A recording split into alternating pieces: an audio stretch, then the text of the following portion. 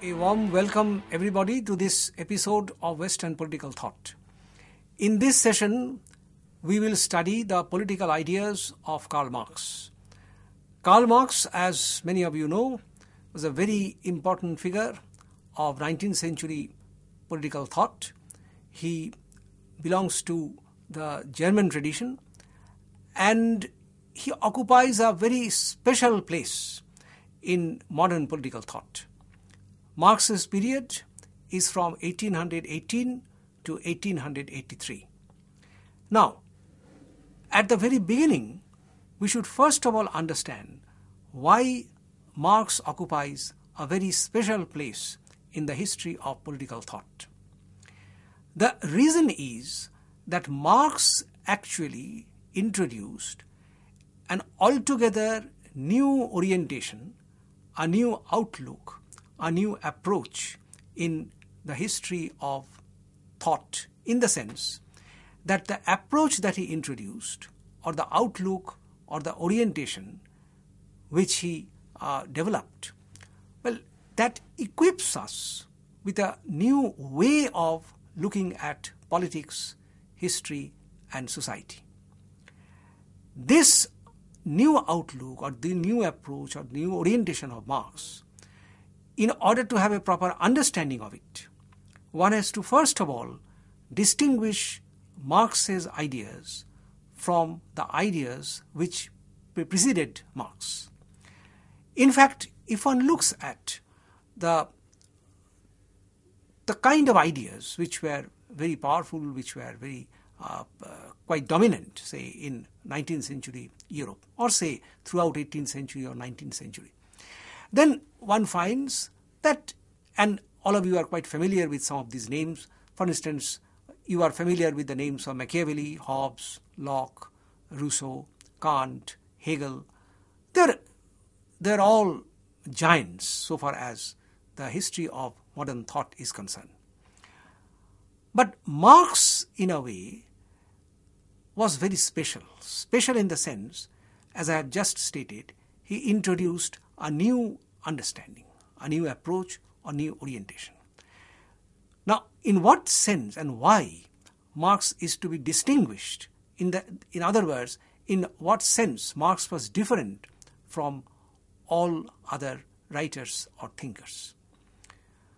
To have a proper understanding of it, we have to first of all take into account the fact that before Marx, or say one can look at it like this, at the time when Marx was writing, two trends or two orientations or say two traditions were very popular, quite influential in Europe. One tradition or one orientation may be described as Empiricism, which is associated primarily with the British tradition in European thought. Its founder was John Locke, who belonged to the 17th century. The other tradition, which contested the claims of this empiricist tradition, was the tradition known as Idealism, which had its birthplace in Germany. So Empiricism and Idealism, these were the two key traditions which were very influential, which were quite predominant in Marx's time. Marx actually broke new ground in the sense Marx introduced a kind of philosophy which was different from empiricism as well as idealism. And this new outlook which Marx introduced has popularly come to be known as dialectical materialism or materialist dialectics. Now, this coinage, dialectical materialism, it was actually not Marx's coinage, but it was used, one can say, if the essence of dialectical materialism is concerned, well, that went into the making of Marxist philosophy. The term, the very expression dialectical materialism, it was popularized by Marx's lifelong friend Friedrich Engels. But before I come to what dialectical materialism is all about, before I come into the discussion of why dialectical materialism constitutes the core of Marxist philosophy, which distinguished Marx from all other thinkers, one has to take a quick look at the two traditions which I have just mentioned. One is empiricism and the other is idealism. Well, what empiricism tried to talk about? What was the main thrust of empiricism? Empiricism's central thrust is like this. Empiricism is an approach. Empiricism is an understanding of philosophy. Empiricism is a way of looking at society which tries to understand the objective world, the world around us, in terms of our sense experience. That is, we arrive at the knowledge of the world around us primarily with reference to our physical sensation, to our physical experience of the world as we experience it. That is our experience of the physical world that gives us some data, and on the basis of that data we arrive at the knowledge of this world.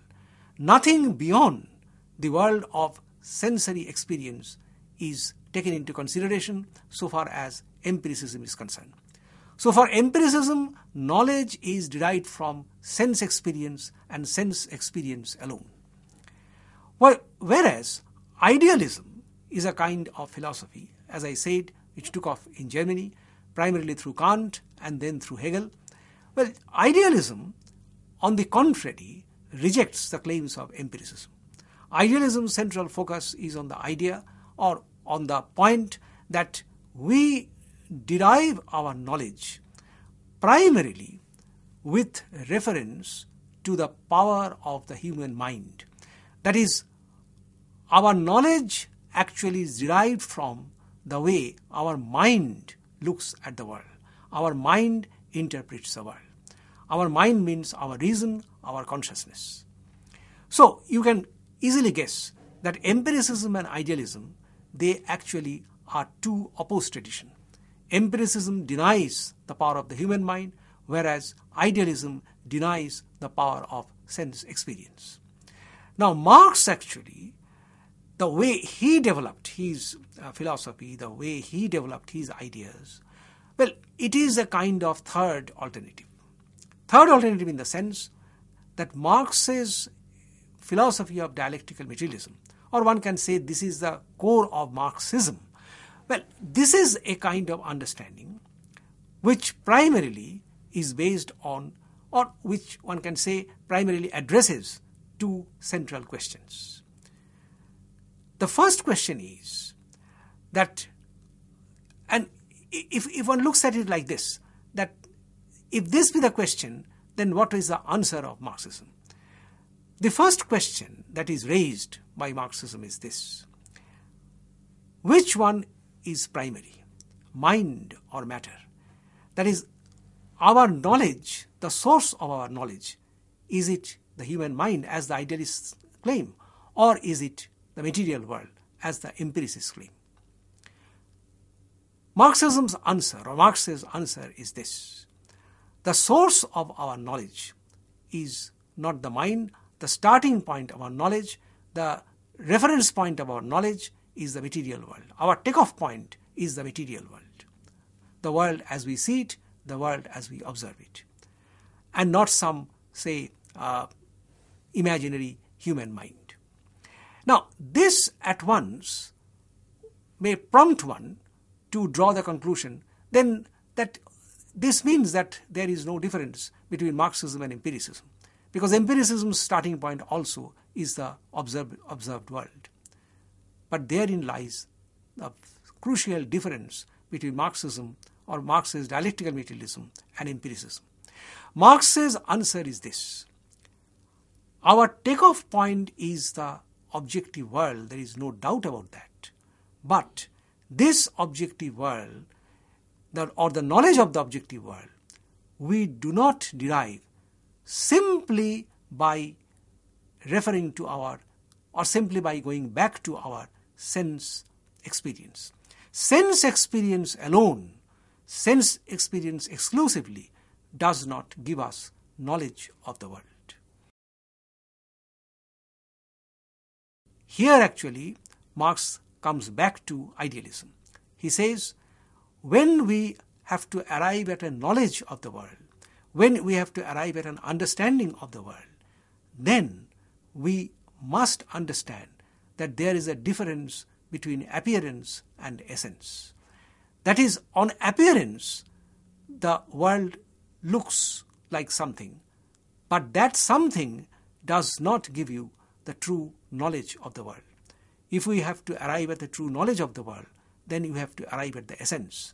To arrive at the essence of the world, to arrive at the essence or knowledge of reality, we have to apply the power of the human mind.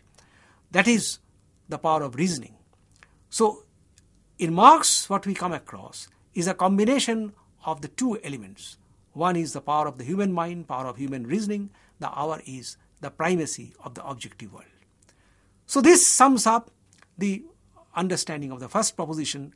As I said, that is, Marx's starting point is this. Marx starts off with the question, which one is primary, matter or mind? Marx's starting point is matter, but matter not in the sense, matter not in the way, or Marx's understanding of matter is not like the empiricist understanding of material world. This is all about the first proposition. The second proposition of dialectical materialism is this. That is it possible for us to arrive at a knowledge of the world by using our power of reason? That is human mind capable of arriving at an objective understanding of reality? Yes or no? Marx's answer is yes. Human mind, human reasoning has limitless power, with the help of which it is possible to arrive at a knowledge of reality. That is, there is nothing in this world which is beyond the comprehension of the human mind.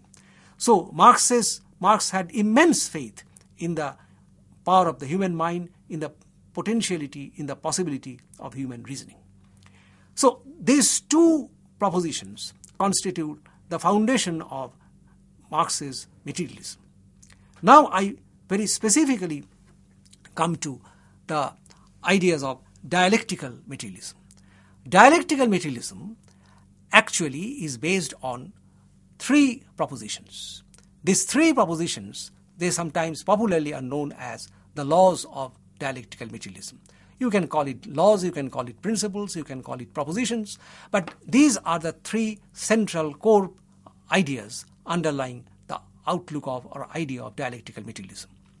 The first one is transformation of quantity into quality. And incidentally, you please remember, please keep it in mind, because if you ask the question that in which text of Marx we come across these principles of dialectical materialism illustrated or analyzed or say elaborated, the answer is no. You do not come across in any text of Marx, in any writing of Marx, these propositions of dialectical materialism, which I will now explain. You primarily come across elaboration of these three principles in a work of Engels, unpublished work of Engels. He wrote it in his later years. It is called Dialectics of Nature. It was a kind of manuscript. In that manuscript, Dialectics of Nature, Engels actually laid down these three principles of dialectical materialism. Now, as I was saying, the first principle is transformation of quantity into quality. It means that you have so many things which you observe, which you can locate in your objective world, in the world in which you live. And there you come across things which you can measure, which you can quantify. As there is rise in quantity, as there is increase of quantity, it eventually leads to a situation where there is a sudden leap, there is a sudden break, there is a sudden jump from quantitative accumulation into a qualitative breakthrough. I will give you just one example. This is how Marx and Engels, they use this expression. That is, you have suffering in your society. You have exploitation in your society. You have injustice, inequality of society. And this magnitude of injustice, magnitude of inequality, magnitude of exploitation, it begins to grow over the years, over time. Then a time comes, then a situation comes, then a moment arrives in history where all of a sudden you come across a sudden outburst. This is how the French Revolution of 1789 took place, for example. This is how the Russian Revolution of 1917 took place, by way of illustration. That is, quantitative accumulation of suffering, quantitative accumulation of injustice suddenly witnesses a transformation. How, when, and in what manner this explosion will take place, this quantity will be transformed into quality, nobody can predict. That depends on history, that depends on objective situation, that depends on many other factors. So this is the first principle. Now we come to the second principle. The second principle of dialectical materialism is commonly or popularly known as the principle of unity and struggle of opposites. Now, what is the essential meaning of this proposition?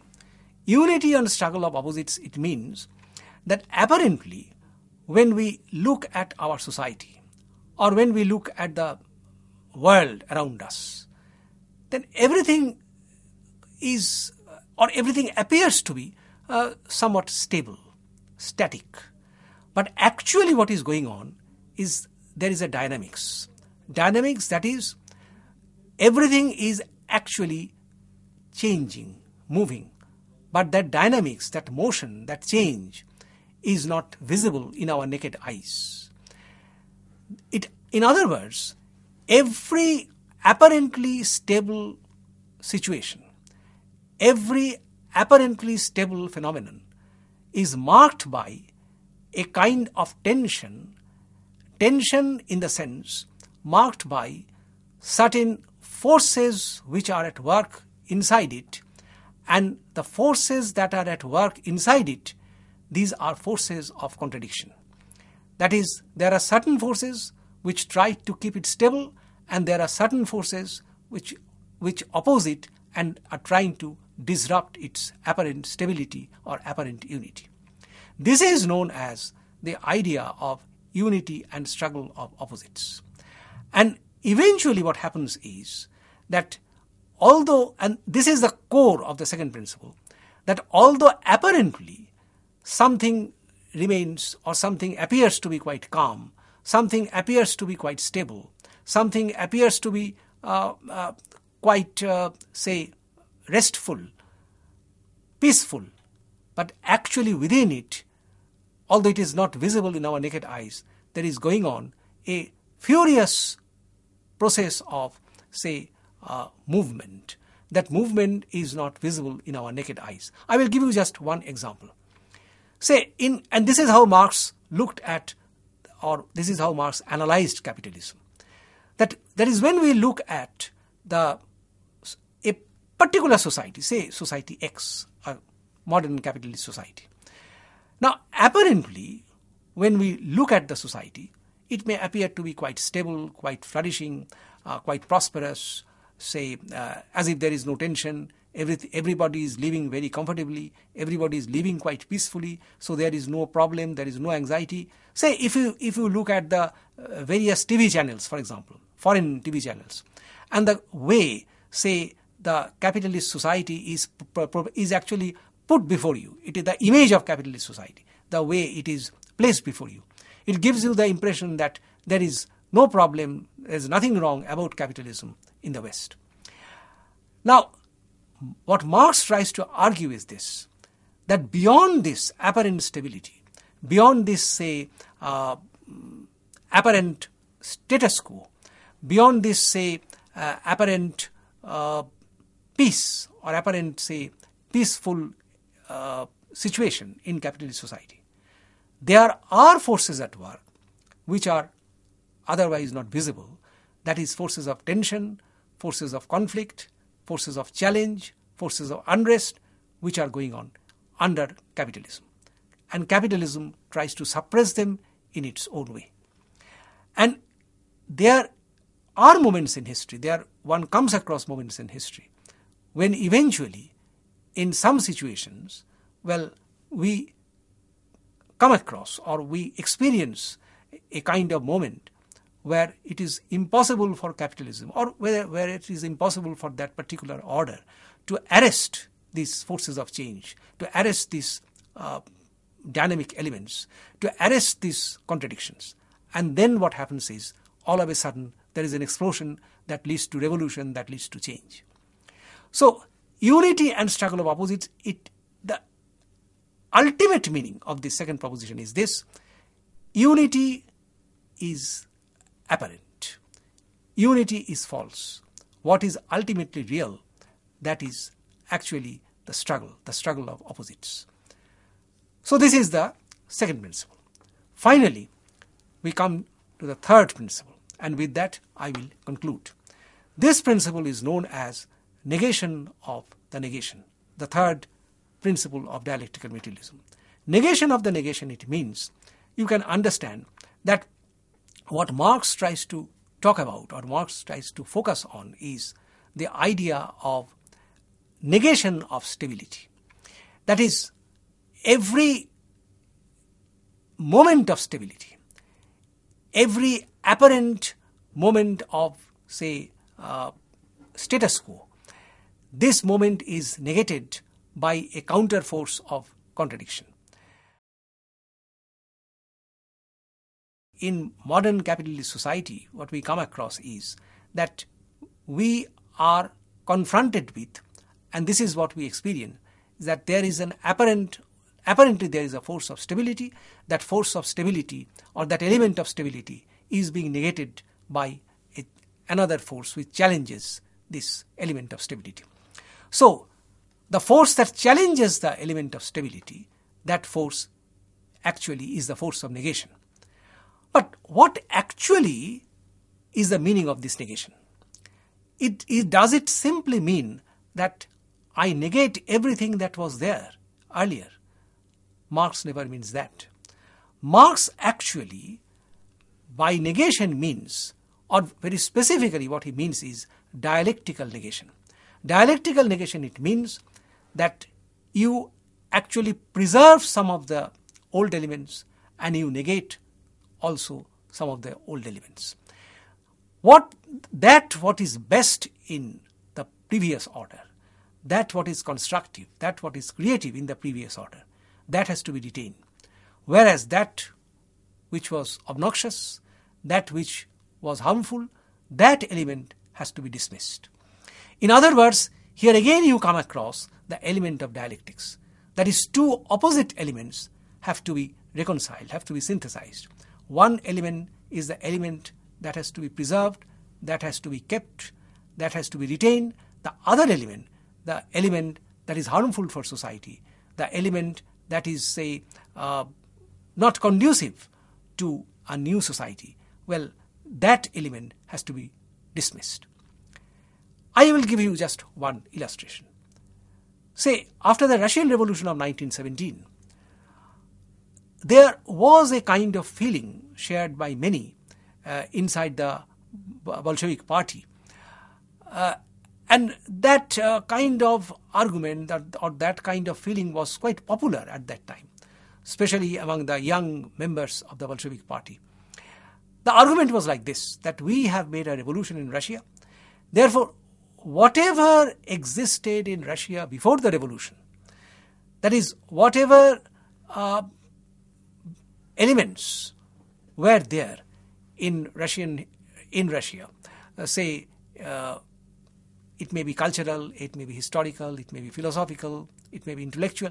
That is, whatever is non-revolutionary, well, those elements have to be dismissed.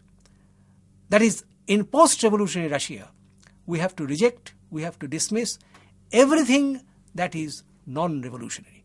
We have to retain only that element which is post-revolutionary. This was a very popular perception after the Russian Revolution of 1917. But Lenin cautioned these firebrand members of the Bolshevik party that this is a totally unscientific understanding of Marxism.